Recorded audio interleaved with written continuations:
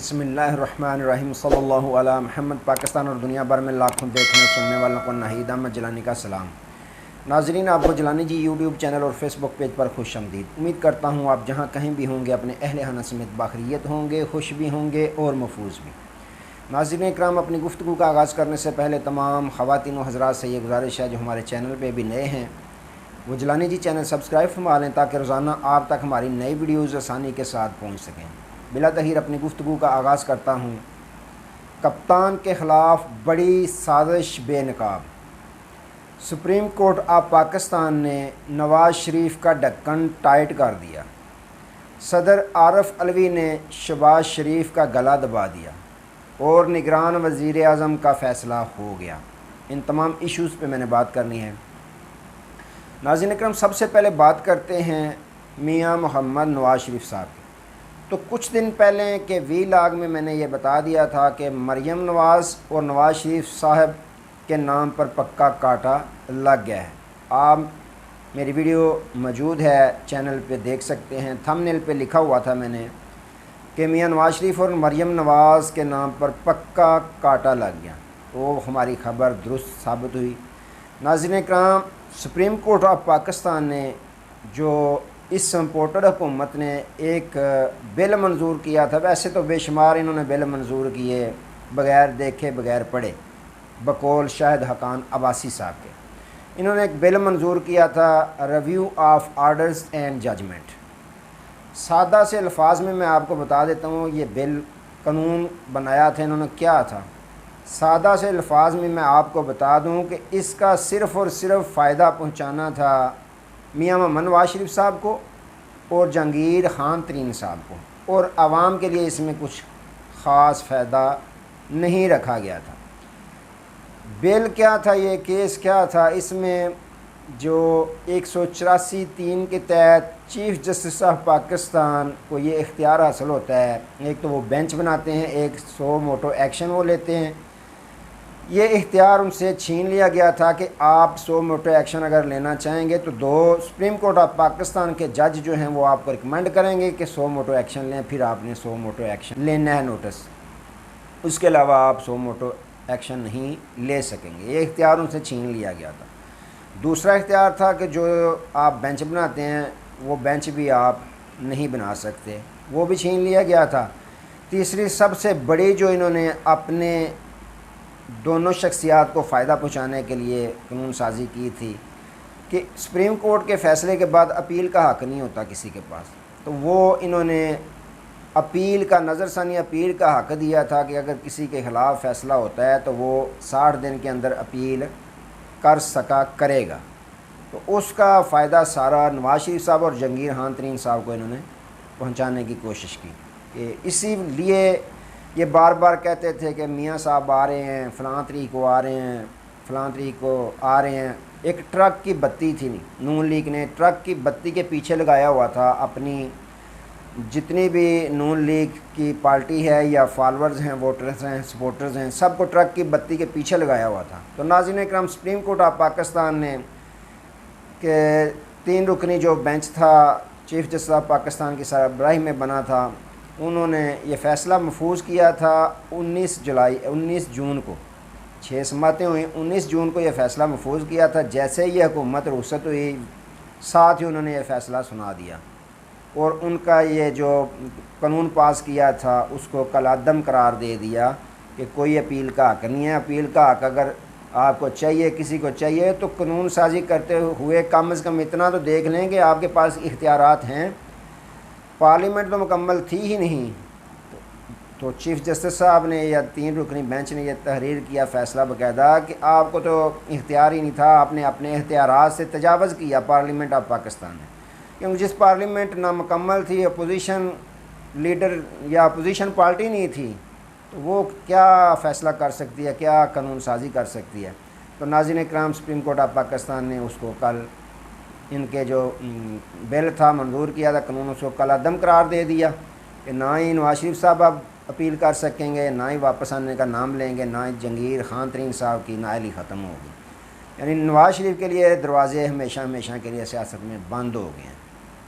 ये خوش کون ہوا ہے سب سے زیادہ؟ ناظرین کرام لگ یوں ہی رہا ہے کہ سب سے زیادہ خوشی نواز شریف کے نہ آنے کی ہوگی تو میاں محمد شہباز شریف صاحب کو، کیونکہ ابھی تو انہوں نے ڈرائیوری سیکھی ہے، ڈرائیوری سیٹ پہ بیٹھے ہیں. اب ڈرائیوری جب بندہ کرنا شروع ہو جائے تو اس کا دل نہیں کرتا کہ ڈرائیوری سیٹ کو چھوڑ کر کنڈکٹری کرے. تو سب سے زیادہ خوشی تو میاں محمد شہباز شریف صاحب کو ہوئی ہوگی نواز شریف کے پاکستان نہ آنے کی. تو ناظرین کرام یوں نواز شریف صاحب اور جہانگیر خان ترین صاحب کا دروازہ ہمیشہ کے لیے بند ہو گیا سیاست میں. تو اس پہ رانا ثناء صاحب کہتے ہیں کہ یہ جو ہے یہ پارلیمنٹ کی توہین کی ہے. چیف جسٹس صاحب نے یا اعلیٰ عدلیہ نے پارلیمنٹ کے اندر انہوں نے مداخلت کی ہے. تو رانا صاحب یہ بھول گئے ہیں کہ آپ 100 موٹو ایکشن کا ہی نتیجہ تھے آپ کی جو حکومت بنی تھی.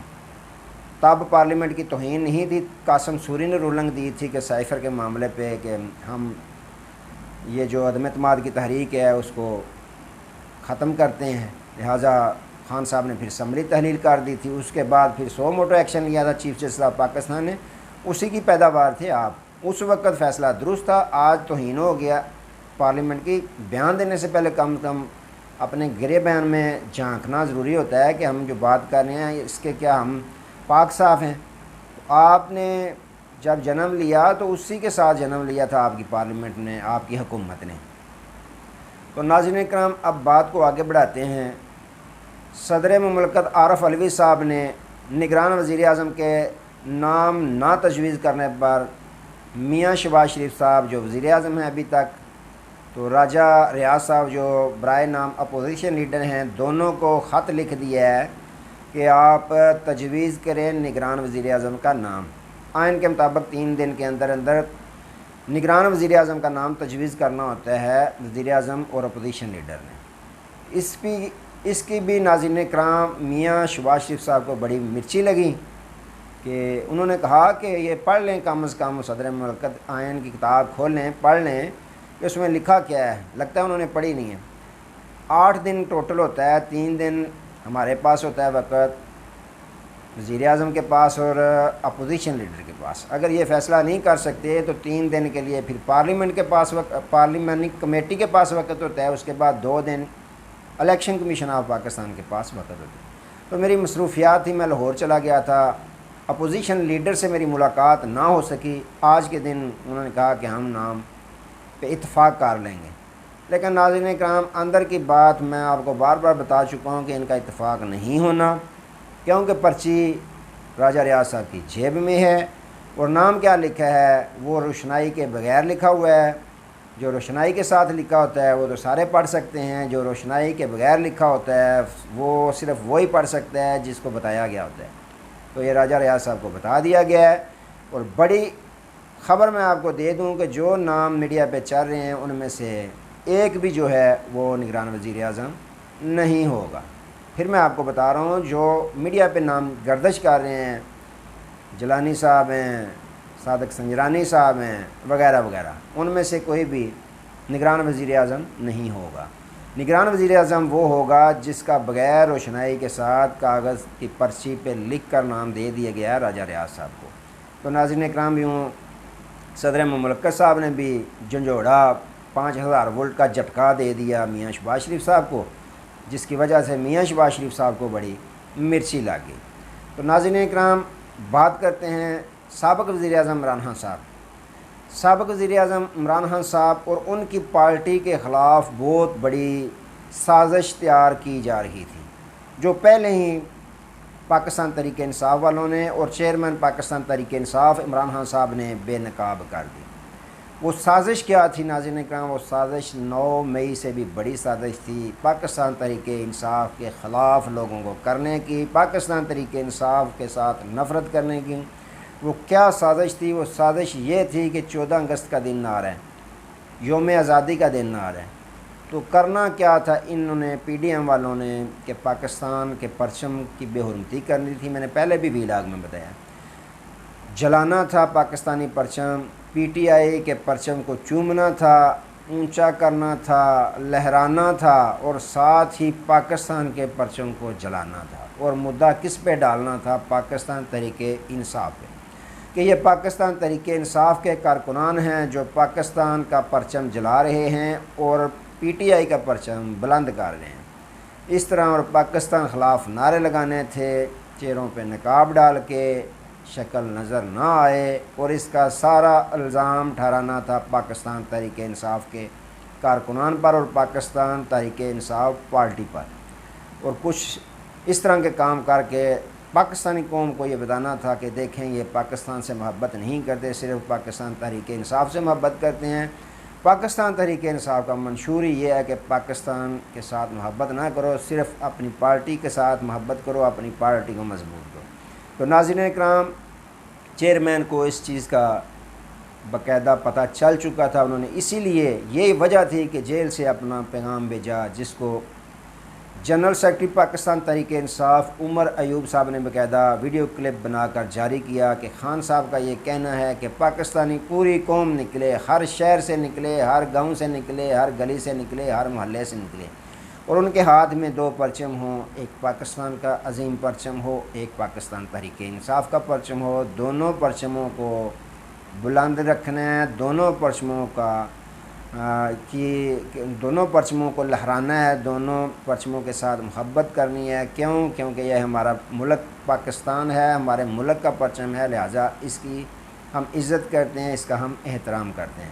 تو ناظرین اکرام، یوں خان صاحب نے بڑی سازش جو تھی پی ڈی ایم والوں نے بنائی ہوئی تھی، اس کا بھی ستیہ ناش کر دیا، اس سازش کو تہس ناش کر دیا۔ تو ناظرین اکرام دیکھیں، آج تک کے لیے تو یہی ہے، دوبارہ نئے موضوع کے ساتھ آپ کی خدمت میں حاضر ہوں گے، تب تک کے لیے اجازت دیجیے، اپنا بہت سارا خیال رکھیے اور اپنے اس چینل کا بھی۔ اللہ حافظ۔